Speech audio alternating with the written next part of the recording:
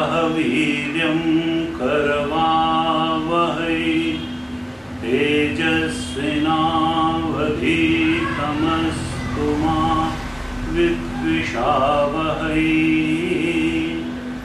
ओम शांति शांति शांति।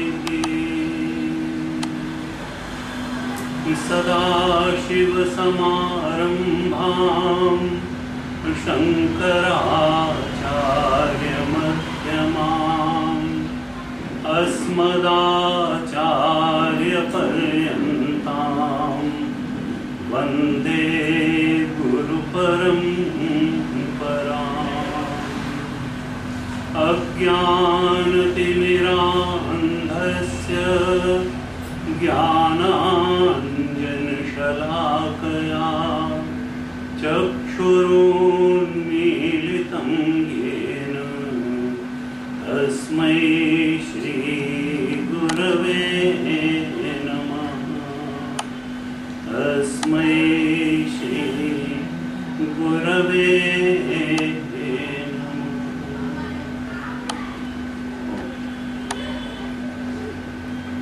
परम पूज्य सतगुरु बाबा जी महाराज के चरण कमलों में बैठ करके कुछ बोलने का दुस्साहस करना उनकी आज्ञा से ही संभव हुआ है, क्योंकि उनके सामने कुछ बोलने का कोई औचित्य नहीं है।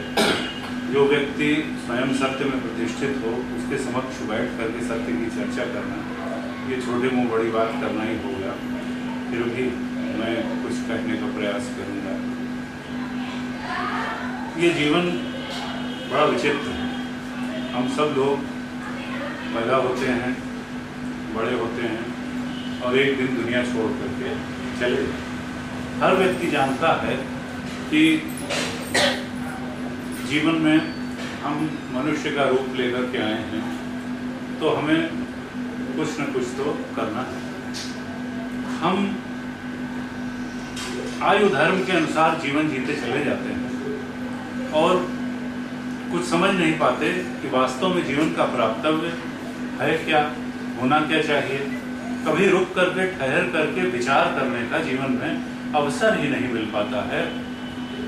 भगवान शंकराचार्य ने कहा कि देखो, आयु धर्म के अनुसार ही अगर जीवन जीते चले जाओगे तो जीवन का जो मूल लक्ष्य है उससे वंचित रह जाओगे। और आयु धर्म क्या है? कबीर ने कहा, बाल अवस्था खेल गंवायो, जब यौवन तब मान धनारे, और जब हुआ मति तब उपजी, जब सब कुछ निकल गया था और फिर जो है वृद्धावस्था आ गई। बालस्तावत क्रीड़ा सकता, तरुणस्तावत तरुणी सकता, वृद्धस्तावत चिंता सकता और परमे ब्रह्मण कोपि न सकता। उन्होंने कहा, भज गोविंदम गोविंदम भज मूढ़मते। अरे मूर्ख, यहाँ पर तुम उस बात को पाने के लिए आए हो जो मनुष्य जीवन में ही तुम प्राप्त कर सकते हो। बाकी सारी की सारी योनियां भोग योनियां हैं, वो कर्म योनियां नहीं हैं। वहां पर तुम उस परम आनंद को, परम सत्य को, परम सुख को प्राप्त नहीं कर सकते हो जिसके के लिए तुम इस मनुष्य जीवन में आए हो। जैसा कि महाराज जी ने बताया कि हमारे यहाँ संतों ने बहुत विचार किया कि अगर सुख की ही खोज है और उसी के लिए व्यक्ति की इंद्रियां बाहर देखती हैं, बहिर्मुखी हैं। इंद्रियां जो है परांची खानी विप्रत स्वयंभू, निषद में कहा, देखो तस्मात् परांग पश्यति नान्तरात्मन। ये इंद्रियां तुम्हारी बाहर की तरफ देखती हैं, इसलिए बाहर ही खोजती हैं। बुढ़िया की सुई थी, बाहर गिरी हुई थी। किसी ने कहा कि भाई लैंप पोस्ट के नीचे क्या खोजती हो? बुढ़िया ने कहा, सुई खोजती हूँ। किसी ने पूछा कि भाई कहाँ सुई गिरी थी? उसने कहा, घर के अंदर गिरी थी। लोगों ने कहा कि फिर अंदर खोजो, बाहर खोजने से कहाँ मिलेगी? उसने कहा, घर के अंदर अंधेरा है, वहाँ दिखाई नहीं देता, जहाँ दिखाई देता है वहाँ खोजती हूँ। किसी ने कहा कि देखो, तुमको क्या करना होगा कि प्रकाश को घर के अंदर ले जाना होगा और उस प्रकाश में जहाँ सुई गिरी है वहाँ खोजना होगा, तब जाकर के तुमको वो सुई मिलेगी। बाहर कितना भी खोजोगी वो मिलेगी नहीं। इसी तरह से ये मनुष्य बाहर संसार में सुख खोज रहा है क्योंकि इंद्रियां बाहर देखती हैं, बाहर विषयों में सुख है नहीं। ऐसा लगता है कि जैसे सुख मिला सुख मिला सुख मिला, लेकिन वो बिखर करके चला जाता है। कोई सोचता है कि जब पढ़ रहे हैं तब अभी और इंजीनियर बन जाएंगे तो सुख मिलेगा, कोई सोचता है कि शादी हो जाएगी तो सुख मिलेगा, कोई सोचता है कि बहू आ जाएगी सुख मिलेगा, कोई सोचता है कि पोता हो जाएगा, पोता कुछ बन जाएगा सुख मिलेगा, और सुख नहीं मिलता है। वो आगे सरकता सरकता चला जाता है और इस सुख की खोज चलती रहती है। संतों ने कहा देखो, दिल मह खोज दिल ही दिल खोजब इनहि रहीमा रामा। वो तो ईश्वर सर्वभूतानां हृदयेषु तिष्ठति, तुम्हारे हृदय में ही वो परम आनंद परम सुख है बैठा हुआ है, उसको तुम वहीं खोजो और वहीं खोजने से मिलेगा और वही तुम्हारा परम और चरम प्राप्तव्य है। कई बार लोग कहते हैं कि भाई हम तो सब काम अपना अच्छा अच्छा करते हैं, हम समय से दफ्तर जाते हैं, कोई गलत काम नहीं करते हैं, हम सबसे सद्व्यवहार करते हैं, तो बस हमारा जीवन ठीक। लेकिन वास्तव में बात ऐसी नहीं है। केवल इतना करने से नहीं चलेगा। जब तक हम अपने को पूरी तरह से उस परमात्मा के चरणों में समर्पित नहीं कर देंगे, तब तक हम उस परमानंद से वंचित ही रहेंगे। और समर्पण का तरीका क्या है? रामचरितमानस में तुलसी बाबा ने कहा कि देखो, कोई शॉर्टकट नहीं है। हम समाज में सुनते हैं कई सफल लोगों के इंटरव्यू आते हैं, कोई आईएएस बन गया, कोई इंजीनियर बन गया, किसी ने एमबीए कर लिया, कोई सीए हो गया, कंपनी सेक्रेटरी हो गया, तो सब कहते हैं कि there is no shortcut to success. लेकिन जब हम आध्यात्म के क्षेत्र में उतरते हैं, सोचते हैं एक बार स्वामी जी के चरण छू लेंगे, थोड़ा प्रसाद ले लेंगे और बस हमको उस परमानंद की प्राप्ति नहीं हो जाएगी। हम नहीं सोचते कि जो सबसे बड़ी चीज है उसको पाने के लिए भी there is no shortcut to success. सब उसके लिए सबसे ज्यादा मेहनत करनी पड़ेगी और वही मेहनत का सबसे अच्छा नियोजन है। तुलसी बाबा को लोग कहते हैं भाई हम रोज जो है 5 गीता के श्लोक पढ़ लेते हैं, हम रोज जो है 5 दोहा पढ़ लेते हैं। ठीक है, बहुत अच्छी बात है, नहीं पढ़ने से उतना करना बहुत अच्छा है।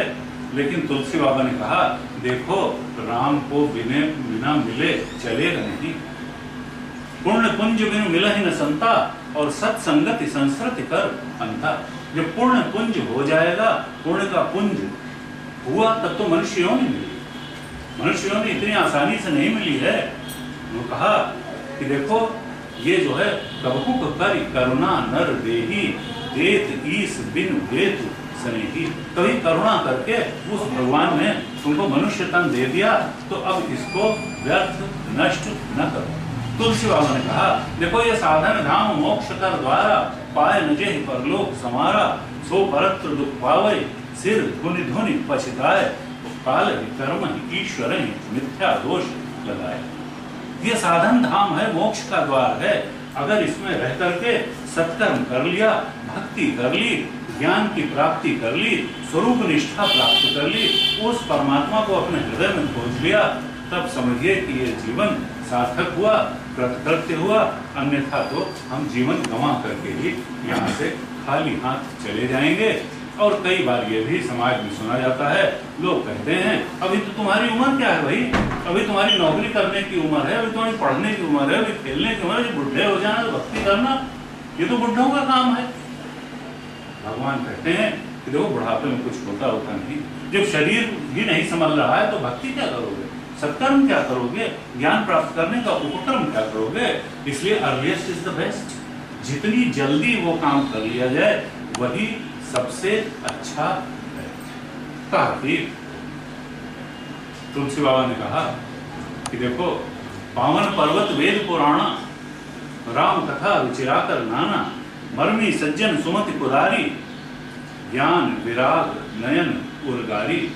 भाव सहित खोजे जो प्राणी पाव भगत मन सब सुख हानि। सब सुख की खान ये भक्ति है। लेकिन इस भक्ति का मतलब केवल 5 श्लोक या 5 दोहे पढ़ लेना नहीं है। तुलसी बाबा ने बहुत स्पष्ट कहा कि देखो, ये भी इतनी सरल नहीं है जितनी तुम मानते हो। पूरा समर्पण करना पड़ेगा, मन देना पड़ेगा। जैसा गीता में भगवान कृष्ण ने भी कहा कि मयि एव मनाधत्स्व मयि बुद्धिं निवेशय देवशिष्यस्य मयि एव अत ऊर्ध्वं न संशय, अपना मन मुझे दो। कहते हैं 3 चीजें इस प्राणी को मिली हैं, तन, मन और धन। हम तन से सोचते हैं थोड़ी सेवा कर दी, धन से थोड़ी सेवा कर दी, लेकिन मन देना बड़ा मुश्किल है। संतों ने कहा कि देखो, भगवान को न तुम्हारे तन की जरूरत है, न तुम्हारे धन की जरूरत है, भगवान को तुम्हारे मन की जरूरत है। भगवान ने कहा मई एव मन आधत्स, सबसे पहले मन का, मन जाएगा तो बुद्धि भी जाएगी। तो मन भगवान में लगाना, यही सबसे बड़ी बात है। और इसके लिए सीधा उपाय है सत्संग। बिनु सत्संग न हरि कथा, तेहि बिनु मोह न भाग, मोह गए बिनु राम पद, होए न दृढ़ अनुराग। सत्संग करते करते वो स्थिति आ जाती है कि मन भी शुद्ध हो जाता है, मन लगने भी लगता है, सन्मार्ग भी मिल जाता है, सत्कर्म क्या है ये भी मालूम पड़ जाता है, ज्ञान का रास्ता क्या है ये भी मालूम पड़ जाता है, भक्ति का रास्ता क्या है मालूम पड़ जाता है, सद्गुरु की कृपा भी प्राप्त हो जाती है, शास्त्र कृपा भी प्राप्त हो जाती है। और जब ये सब होता है तो ईश्वर कृपा भी प्राप्त हो जाती है, और हम अध्यात्म मार्ग में आगे चलते चलते उस परम सत्य तक में प्रतिष्ठित होने तक पहुंच जाते हैं।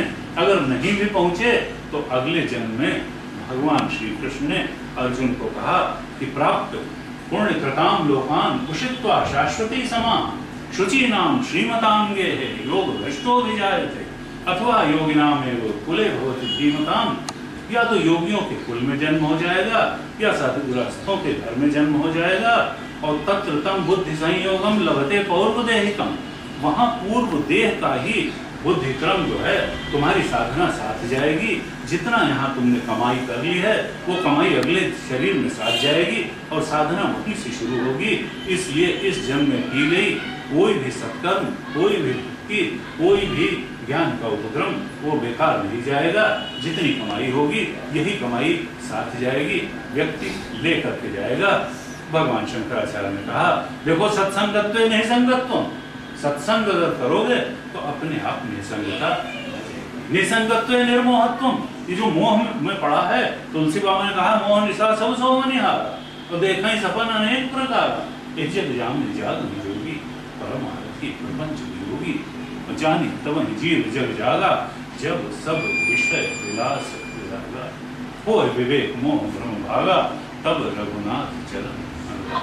तो सत्संग करने से निसंग होगा, निर्मोहित होगा, और उसके बाद में निश्चल तत्व की प्राप्ति भी हो ही जाएगी। इस जन्म में हो, अगले जन्म में हो, चाहे जितने जन्म बाद हो, लेकिन मार्ग वही है और कोई मार्ग नहीं है। इस बात को समझ लें। मैं फिर से शुभकामनाएं देता हूँ पूर्णिमा मिश्रा जी को, जो मेरी छोटी बहन है, कि इनका ये वेबसाइट आगे चले, और यही इसी के साथ सब हरि।